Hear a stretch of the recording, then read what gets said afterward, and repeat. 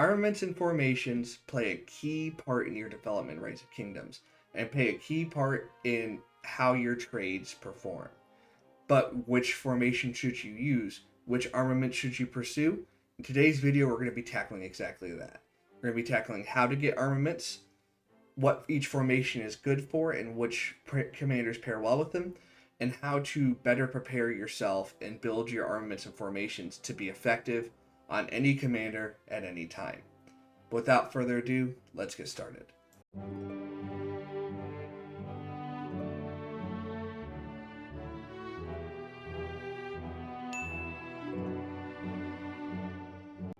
First, let's talk about where armaments come from.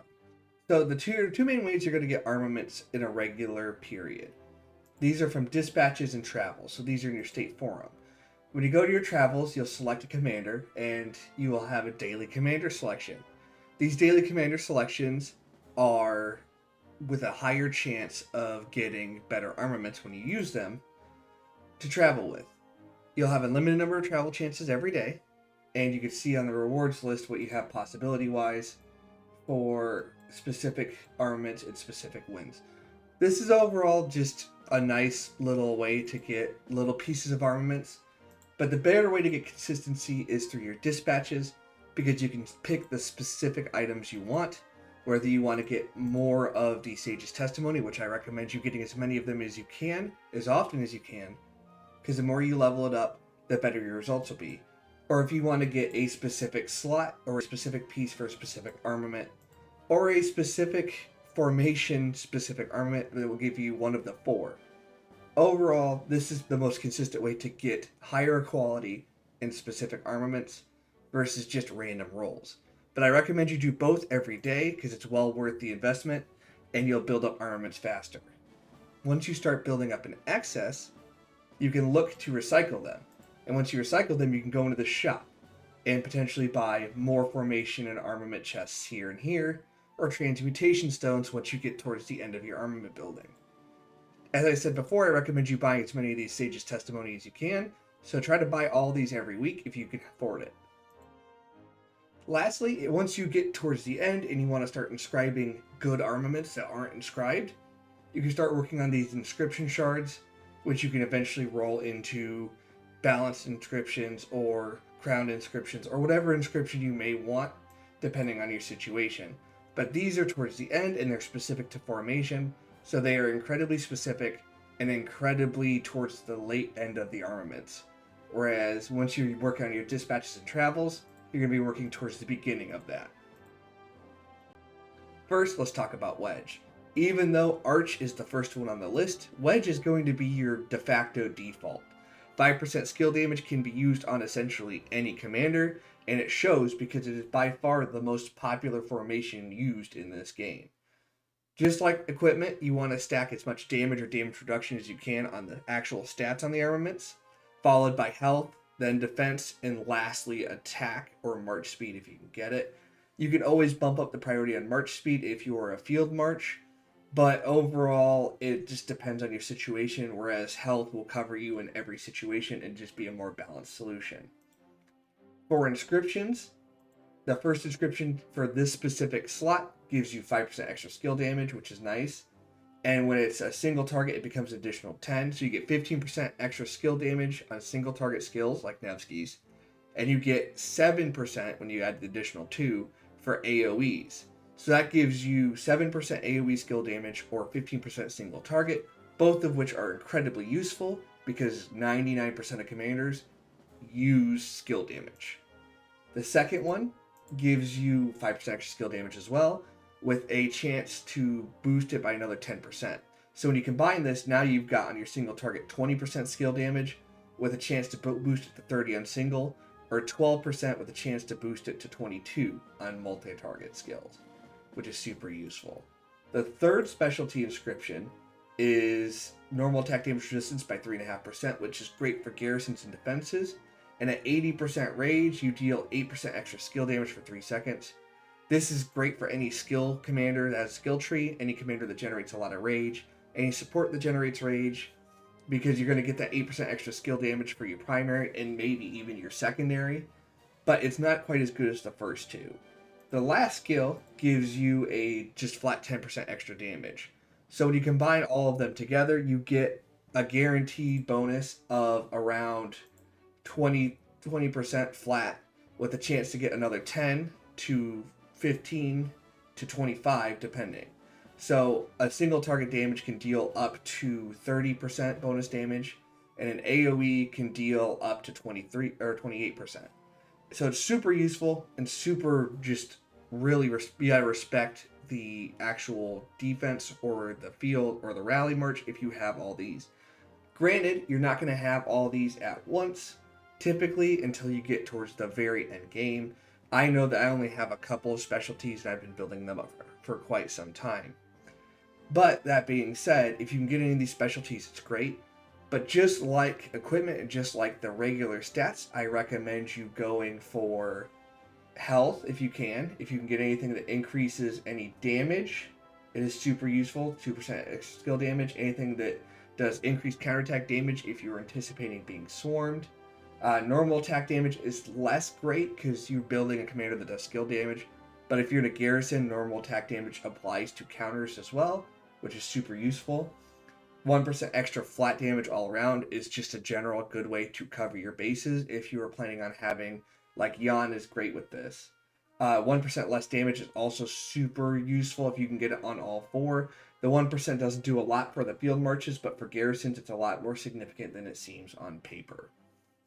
Now we're on to Arch Formation, and before we start I want to correct myself in the prior section. It's 32% on AoEs and 40% with all four inscriptions. But still, the idea is that it's a significant amount of damage.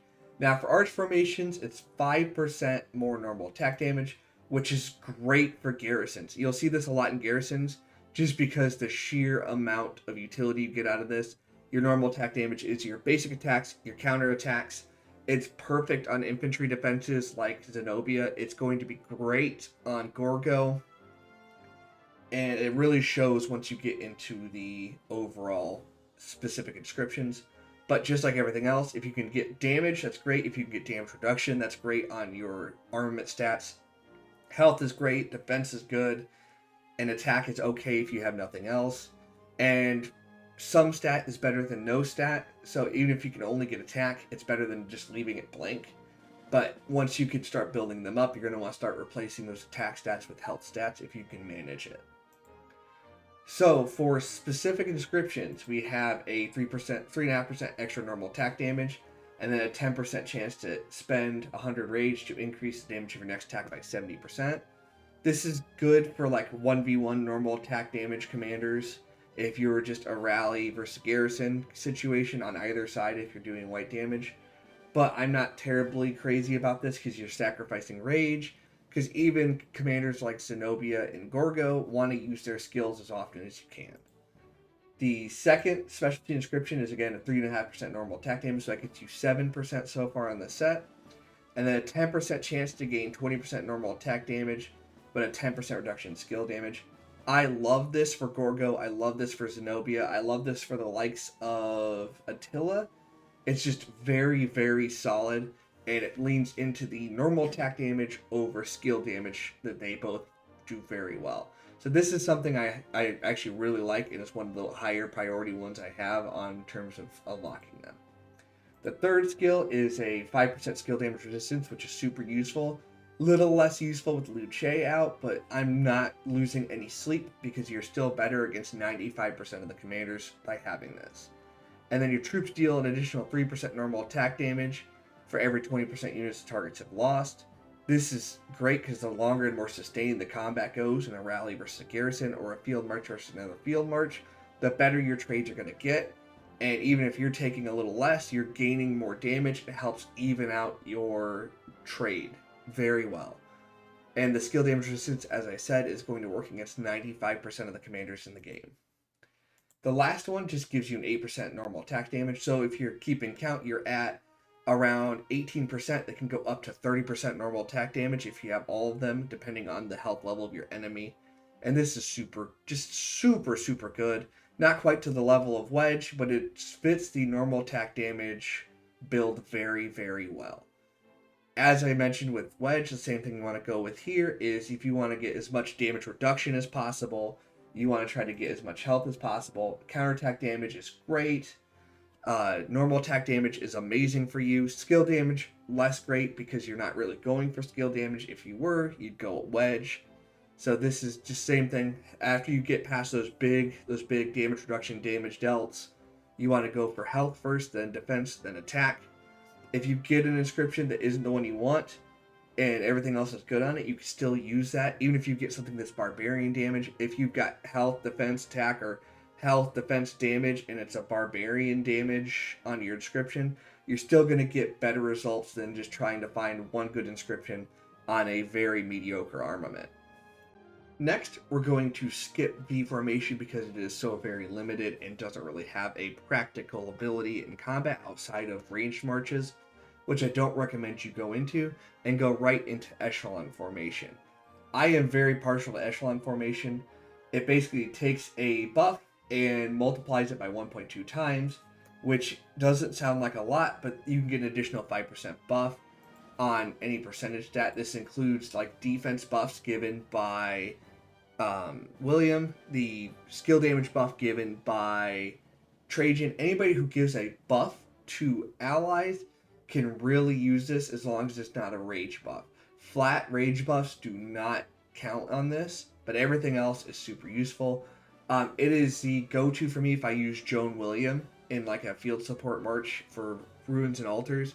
I use Echelon in those cases because it is just so incredibly useful. And it has so much utility in the specialty inscriptions. As I mentioned with the other armaments, health is great because you want to stay alive for as long as possible.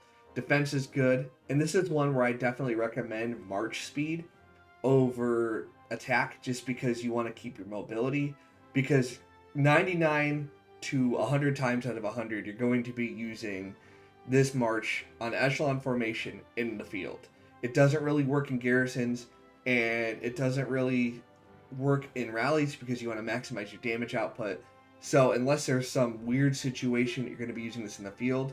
So march speed is definitely up there in terms of things you want to stack because you want mobility to help your survivability. Because your damage output is useful, but you are more useful staying alive for longer. But let's go into the specialty inscriptions. The first specialty inscription gives you 5% faster rage gain, which is great because more skills, more buffs. Overall, it just feeds into itself very well, and it is particularly great with Trajan and William. It gives you 10% chance to increase the attack of 3 nearby friendly targets by 15%. I'm not sure. I'm pretty sure this stacks with the 1.2 times, but even if it doesn't, 15% attack is nothing to scoff at. And the fact that you're buffing 3 allies every 5 seconds for 3 seconds, it helps your team do more damage, and overall it's just helpful. The next one is a 5% skill damage resistance, which is great. Feeds into your tankiness as you want to do with the support. And whenever you take damage, you have a 10% chance to reduce that damage by 15% more and gain 20% march speed. This is part of why I said march speed is great, because then you can stack this march speed and get around. And if you do get out of place, this helps you reposition without losing too many troops.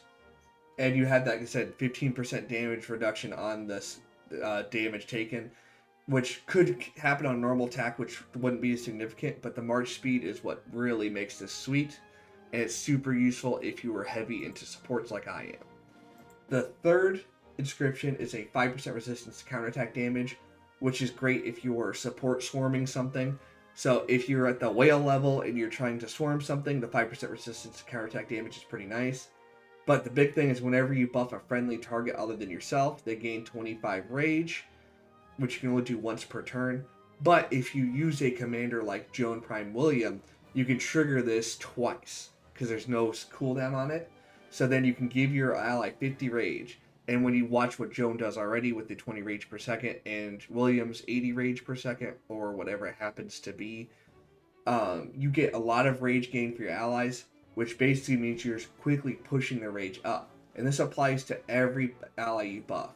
So with William, you're buffing allies, and with Trajan, you're buffing up to 5 people, and Joan, you're buffing up to 3 with 25 rage. which doesn't sound like a lot, but it adds up quickly. And you can typically feel how much more quickly the battle's moving when you've got several of these in the field, because you can have those triggers every turn, and you can get those rages off much quicker. Because even if you're not buffing them, if your allies are using the same thing, this becomes a very, very fast snowball effect. The last inscription is just a normal attack damage resistance by 8%, which is great if you're being swarmed. It helps resist that. It doesn't do a lot for you, but with the other three being so overloaded, that's not necessarily a bad thing. Just like the other situations with your armament stats, you want to try to emulate those. If you can get damage reduction, that's great. Damage boost is good, but not necessarily necessary. There are a couple that give you bonus skills to allies or bonus damage to allies and buffs, but you don't necessarily need these. The more damage reduction you can get, the better. Counterattack damage is great if you're swarmed. Skill damage, like I said, you can use it, but you don't need it. 1.5% flat damage is useful. And if you can get health or defense or march speed, those are also very useful, again, to keep yourself alive and to keep yourself mobile. Next, we're on to Hollow Square. Hollow Square is a flat 2% damage taken reduction, which is useful for garrisons, but it is unique and kind of weird in the fact that its inscriptions are not nearly as useful as some of the other formations. So in the later game, it tends to just fall flat. Just like with the other stats, you want to stack health and defense if you can. Damage reduction is super useful because you're going to typically be using this in a defensive march or a garrison. So if you can further reduce damage taken, great. If not, just try to get as much health and defense as you can, especially because attack is less and less useful when you're trying to weather the storm of damage. When we go to the inscriptions, you'll see why this is kind of a weird formation. The first skill increases skill damage reduction, which is nice. And then the normal attacks have a 10% chance to increase the strength of a shield in 5 seconds. So this is where you see it's weird, because if you don't have a commander with a shield, you can't really make use of the specialty inscriptions. And with the exception of Heraclius, Gorgo, and a handful of other garrisons and field marches, there aren't really a lot of commanders that have shields. There are none for cavalry, for example. And it just makes it really difficult to make utility out of this. The second skill, similarly, increases the strength of shields and 10% less skill damage taken when it has a shield. This is great for Heraclius, but outside of that, it is, again, very dependent on a shield commander. So if you have a shield commander, it is borderline overpowered. But if you are a cav player, you really can't make use of it very well unless you were running a garrison with Heraclius. The third inscription gives you a 5% strength to shields, which again doesn't do a lot if you're not using shields. And then 3% less damage when it has a shield, or 2% if it does not. So it's a 2% additional damage reduction for any commander that doesn't use shields. The last one just gives you 5% damage resistance, which is great. And it's actually probably the best one because of the fact that it's not super niche like the other ones are. Last but certainly not least, we're going to cover triple line formation. I'm also not going to cover line formation because it is just a gathering thing. And you can get a good amount of gold gathering bonus with the specialty inscriptions. But that is more of a farming thing and less of a combat thing, and I'm trying to keep it pretty strictly to combat here.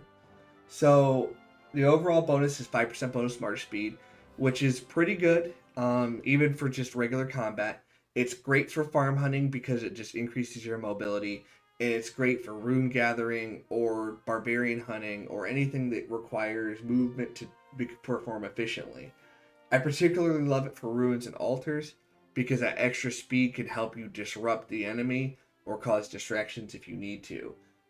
With this one, I actually prefer health than march speed if you can get it, and then defense, but march speed can be an even higher priority if you're going for a super mobile march, because march speed is something that is just something you can't have too much of, because you can always make use of the additional march speed. It gets you to the field faster, it gets you back to your city faster, it gets you to your enemy faster if you're wanting to chase down a weakened enemy.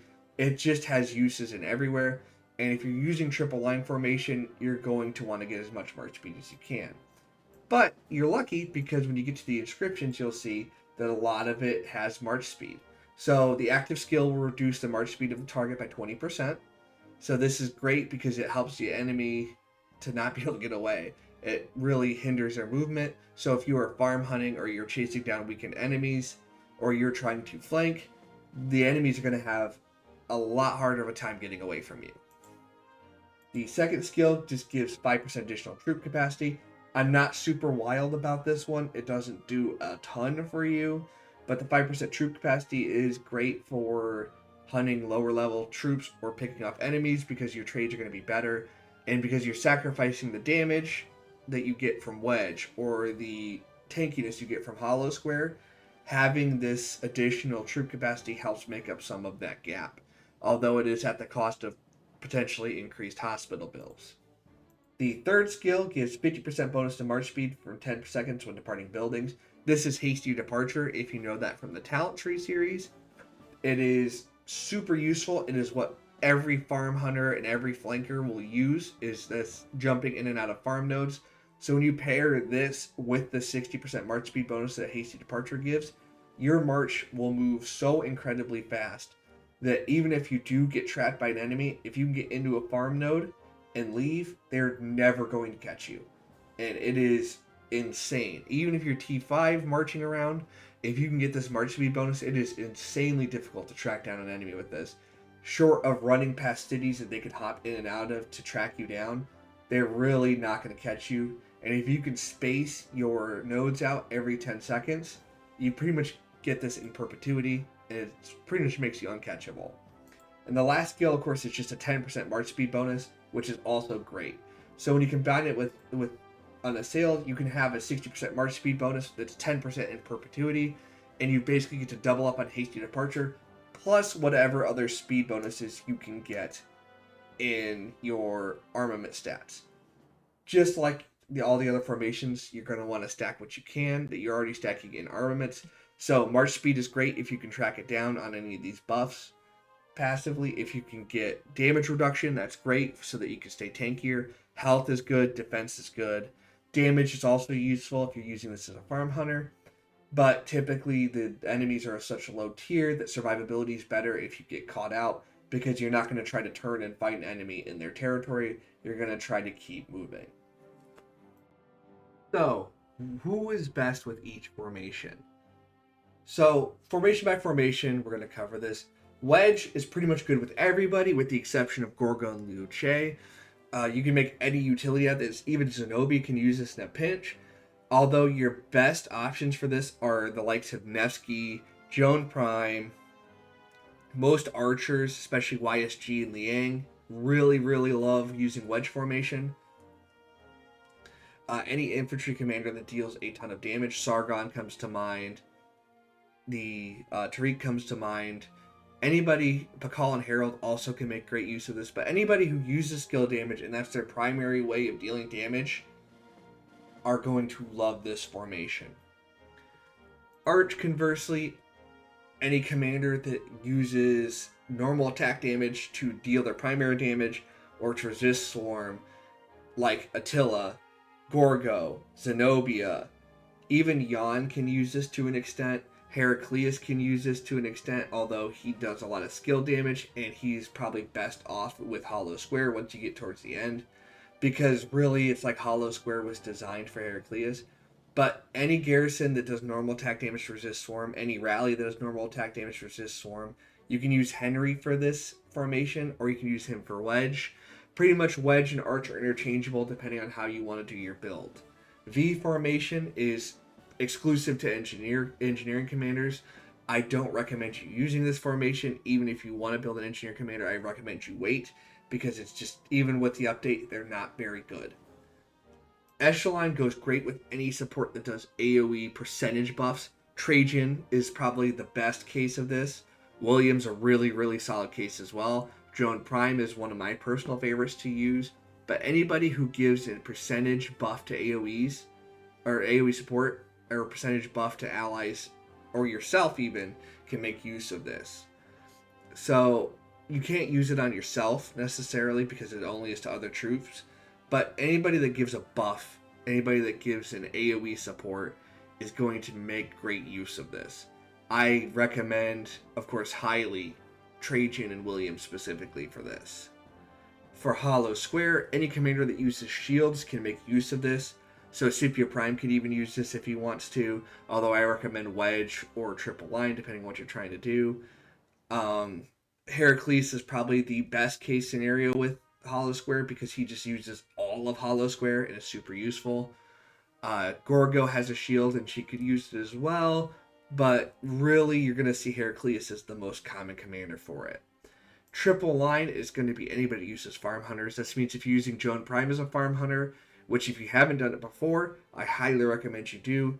It is one of the funnest ways to track down enemies, and even if you're just flanking enemies and picking off weakened enemies, using Joan Prime with that double skill, and then by the time you get to the next enemy, your double skill's up again, you have such a high damage output that even if an enemy is aware of your presence, they're probably not getting away from you. You're probably tracking them down, and they're probably not going to be safe anywhere on the map. And that is probably a terrifying thing to experience as a player getting chased down by Joan Prime. On top of the fact that you get so much speed that the second they really surround you, you're just gone. And it's just incredibly frustrating to play against, and it is incredibly useful if you can use it yourself. So, Joan Prime, Sao, you could even use this on Scipio Prime if you were using him as a farm hunter or Guan, or just using him to flank enemies and hop in and out of farm nodes or buildings to try to flank the enemy. Anybody who can use flanking ability can probably use Triple Line to a great extent. Lastly, we're going to go over how you should be building your armament sets. And there's really 3 philosophies based on what stage you are in the game. In the early stages of the game, where you don't have a lot of armaments, you don't have a lot of armament selection, you don't have a lot of transmutation stones, you don't have a lot of resources to get perfect sets like you see on the screen here, and even this has some imperfection. You want to focus on stats over formations. The 5% skill damage on Wedge is good, but if you have an arch set that has, four different armaments in each slot that each have 2% health, that 8% health bonus you're getting is going to be better than the 5% skill damage. So if I had no Wedge Formation armaments, and this is what I had in terms of stats on the screen you see now, I would take these stats every day of the week over the 5% skill damage on Wedge. Really, that's the prevailing theory until you get to the mid-game and you start getting inscribed armaments and you start getting more specific armaments. At that point, you should probably look to start focusing on a specific formation for each of your commanders. And you can even pick a formation that is a B formation and focus on it for your B march. So if your march is Joan Nevsky and you have a secondary march that is William and Saladin, and you don't want to use Echelon because that's the best for William, and you want to use Arch because you have more formation, that's fine too. But once you get to that stage, you want to start focusing on cleaning up your formations and getting each commander and each pairing you're planning on using on a specific formation. That way you're not splitting your focus between multiple formations and multiple formations on the same commander. And you can start focusing on what you need for that specific. So once you get to that stage, you start looking. And for example, I have been unsuccessfully looking for quite some time for a spot here that's gold or purple that has 3 cav stats.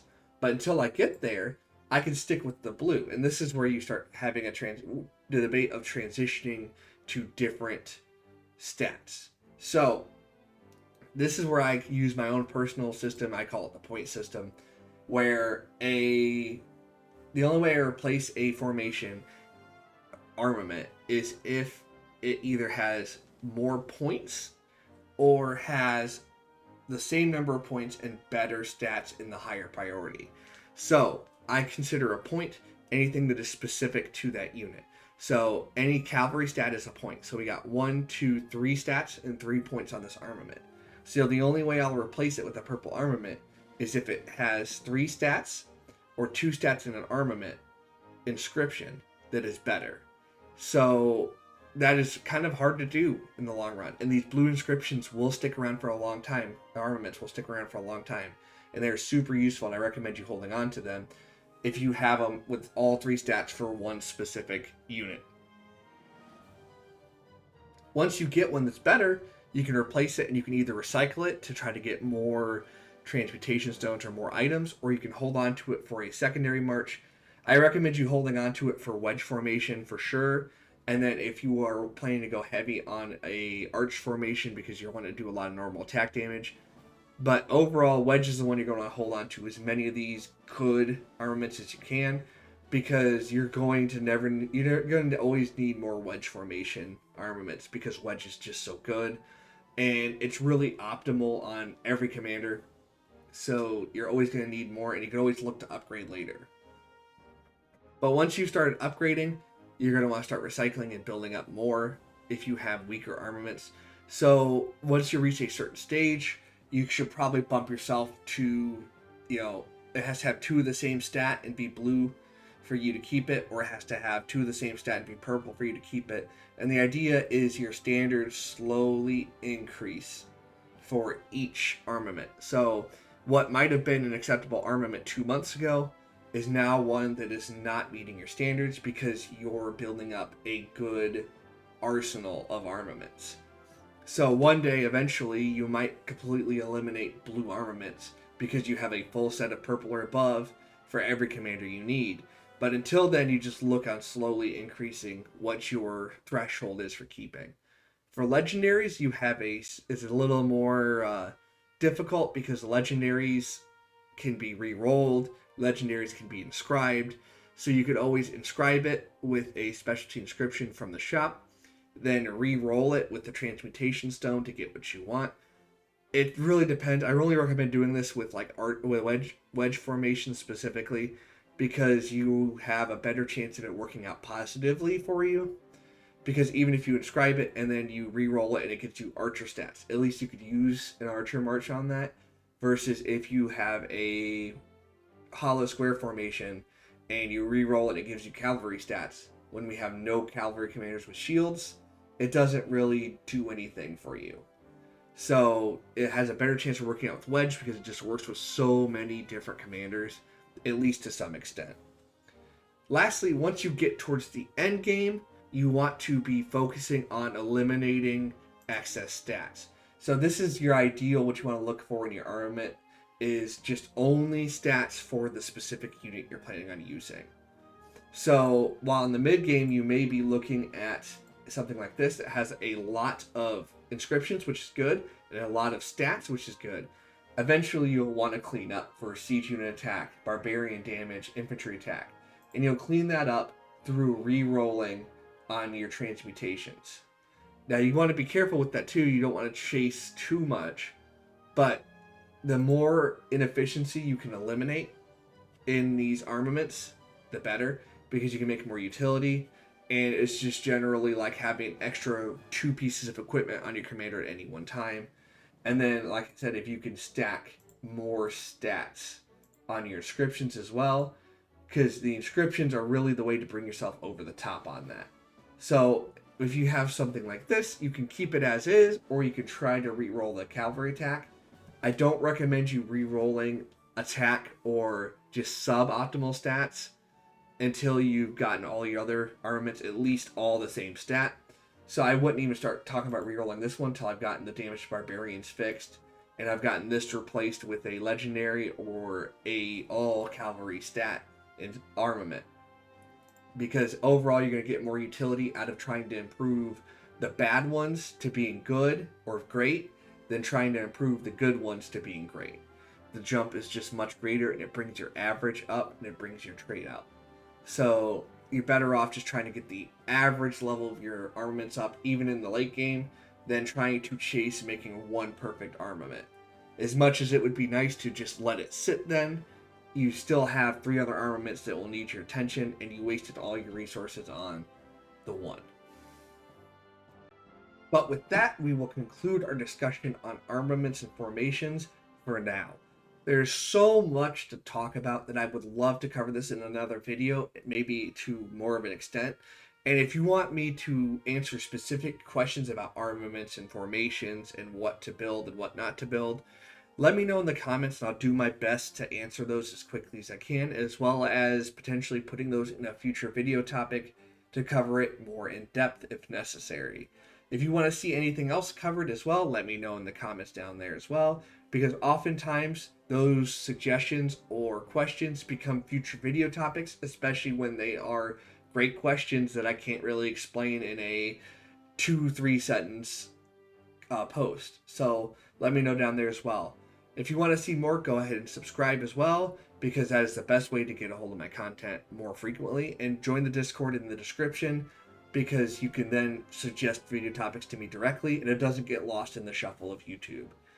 But as always, good luck, fight well, and I will see you on the battlefield.